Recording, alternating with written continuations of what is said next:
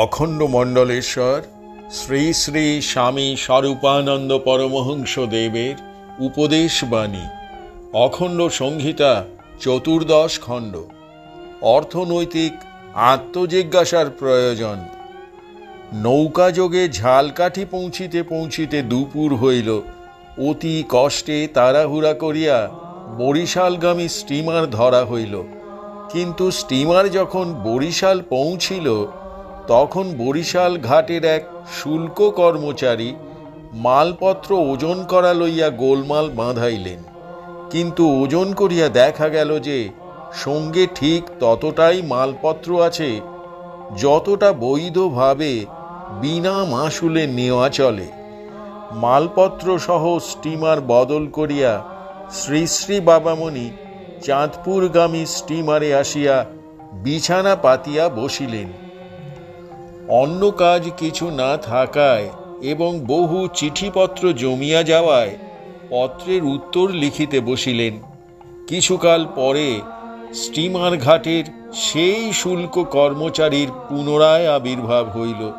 তিনি বলিতে লাগিলেন যে পূর্ববঙ্গের একজন বহু খ্যাত ব্যক্তি, যিনি ভারত সরকারের একটি মস্ত বড় চাকুরি করিতেন, তাঁর তিনি ভ্রাতুষ্পুত্র,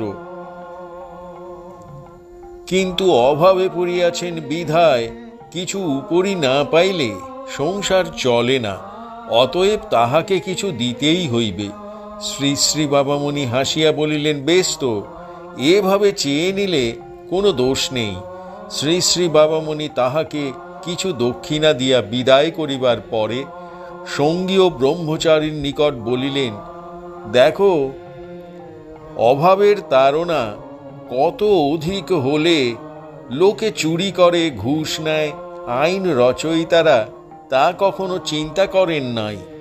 আবার নৈতিক অবনতি কোন স্তরে নামলে যে মানুষ চুরি করে, ঘুষ খায়, তাও আমরা ভেবে দেখিনি। মানুষের উপরি পাওনার রুচি যাতে না আসতে পারে এমন অবস্থার সৃষ্টির জন্য দেশব্যাপী একটা বিপ্লবের প্রয়োজন। স্টিমার কোম্পানি প্রচুর অর্থ অর্জন করে, কিন্তু কর্মচারীদের পেট চলার মতো মাইনে দেয় না। সুতরাং এই দুর্নীতির জন্য এই কোম্পানিও দায়ী বলতে হবে। মানুষ যে চুরি করে, ভিক্ষা চায়, তার ভিতরে আমাদের সকলের ভিন্ন ভিন্ন রূপ দায়িত্ব রয়েছে। একটা হিসাব নিকাশ হওয়া দরকার যে সমাজের বিভিন্ন অংশে অবস্থিত আমাদের মধ্যেকার কোন কার্যটি, কোন চিন্তাটি অপরকে নিঃস্ব ভিক্ষুকে পরিণত করতে মুখ্য বা গৌণভাবে সাহায্য করেছে। সমাজের সর্বস্তরে একটা কড়া রকমের অর্থনৈতিক আত্মজিজ্ঞাসার আজ প্রয়োজন। রাত্রি 11টার সময়ে বরিশাল শহরের জনৈক বিশিষ্ট ভদ্রলোক স্টিমারে আসিয়া শ্রী শ্রী বাবামণিকে খুঁজিতে লাগিলেন। শ্রী শ্রী বাবামণি নিজ পরিচয় দিতেই তিনি তাহাকে জোর করিয়া শহরে লইয়া গেলেন। একটি গৃহস্থ পরিবার নানাভাবে বিপন্ন। শ্রী শ্রী বাবামণি সেখানে সান্ত্বনার বচনাদি প্রয়োগ করিয়া যখন ফিরিয়া আসিলেন তখন রাত্রি 1টা হইয়াছে। রাত্রি 3টায় স্টিমার ছাড়িল। চাঁদপুর 25শে কার্তিক 1341। যত আমি চাহিয়াছি, আসাম বেঙ্গল রেলপথের 2 নম্বর পুলের পাশে বাঁধানো পোস্তার উপর বসিয়া শ্রী শ্রী বাবামণি 2টি ভক্ত যুবকের সহিত কথোপকথন করিতেছেন। প্রশ্ন হইল, সুখের উৎস কি? শ্রী শ্রী বাবামণি সুমধুর কণ্ঠে গাহিলেন, যত আমি চাহিয়াছি, দাও মোরে সুখ প্রভু, দাও মোরে সুখ। তত তুমি বেশি করে হয়েছ বিমুখ। বাসনা অনলে হৃদি জ্বালিয়াছে নিরবধি, মলিন হইয়া গেছে হাসি মরা মুখ। তবু তুমি চাহ নাই মুখপানে মোর, মুছাইয়া দাও নাই নয়নের লোর। সহসা জাগিল মনে, সঁপি দিব শ্রীচরণে, ভালো মন্দ শুভাশুভ, সুখ ও অসুখ। যখনই সঁপিয়া দিনু যা কিছু আমার, তখনই থামিল মম যত হাহাকার। যত দেই তত হিয়া, উঠে সুখে হরসিয়া, আপনারে দান করি শীতলীল বুক। আমারে পাইয়া আজি তোমারও সুখ। আত্মসমর্পণই সুখের মূল। শ্রী শ্রী বাবামণি বলিলেন, সুখ যদি পেতে চাও, যে সুখের লয় নেই ক্ষয় নেই, অথচ বৃদ্ধি আছে, বিকাশ আছে, সেই পরম সুখ যদি পেতে চাও, নির্বিচারে আত্মসমর্পণ করো। ভগবানে আত্মনিবেদনই পরম সুখের সেতু। ভগবানের হাতে নিজেকে ছেড়ে দেওয়া পরম শান্তির মূল। সুখ যদি চাও, শান্তি যদি চাও, বিচার বিতর্ক পরিত্যাগ করো। অবিরাম অনুক্ষণ নিজেকে তাঁর ইচ্ছার অনুগমনের জন্য তৈরি করো। কিন্তু আত্মসমর্পণের ইচ্ছা কি করে জাগে তা জানো? তিনি যে তোমার কত আপন, এই কথাটি আগে অন্তরে জাগাতে হবে। যে হয় আপন, তার কাছেই সম্ভব আত্মসমর্পণ। পরের কাছে আত্মসমর্পণ চলে না। পরের কাছে আত্মসমর্পণের ফল হচ্ছে বন্ধন, বেদনা, পরাধীনতার নাগপাশের পেষণ। আর আপনজনের কাছে আত্মসমর্পণ করলে তার ফল হয় পরিপূর্ণ পরিতৃপ্তি। যে হয় পরিপূর্ণ আপন, তারই কাছে সম্ভব পরিপূর্ণ আত্মসমর্পণ। শ্রী শ্রী বাবামণি বলিলেন, ভগবান সম্পর্কে অবিরাম অন্তরে এই ভাবের পরিশীলন চালাও। তুমি আমার সকল রত্ন, তুমি আমার সকল ধন, বল ভরসা সবই তুমি, তুমি আমার হৃদয় মন। দুঃখ দৈন্য অনটন যখন করে নিপীড়ন, তখন তোমার চরণ কোণে আমার সুখের কমল ধন। সবাই যখন দেয় গো ফাঁকি, তোমার স্নেহে রাখো ঢাকি। চোরের ভয় তার আছে নাকি, তুমি যাহার আপনজন। আশার রবি শশীর মেলা, আমার প্রাণে করে খেলা। তুমি আমার জীবন ভেলা, রসের সাগর অনুক্ষণ। তুমি আমার উষার আলো, চোখ জোড়ানো নীল গগন। তোমার মতো কে আছে আর, তোমার প্রেমের নাই পারাপার। তুমি তোমার মতন করে গড়লে যে এই তিন ভুবন। বিশ্ববাসীর চিত্তহরণ, মন ভুলানো, প্রাণ মোহন। তার মতো আর কে জানে রে? শ্রী শ্রী বাবামণি বলিলেন, তার সম্পর্কে মনের মধ্যে সর্বদার তরে অবিরাম প্রশংসার ধ্বনি, অনুধ্বনি ও প্রতিধ্বনি জাগিয়ে রাখো। অবিরাম গাও। তার মতো আর কে জানে রে? প্রাণ জুড়ানো সোহাগ যতন। তার মতো আর কে আছে রে সকল জীবের মনের মতন?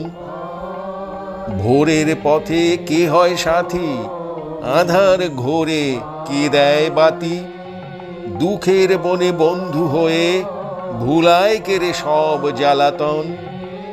আপন হাতে দেয় রে তুলে সারা অঙ্গের কাঁটার গাথন।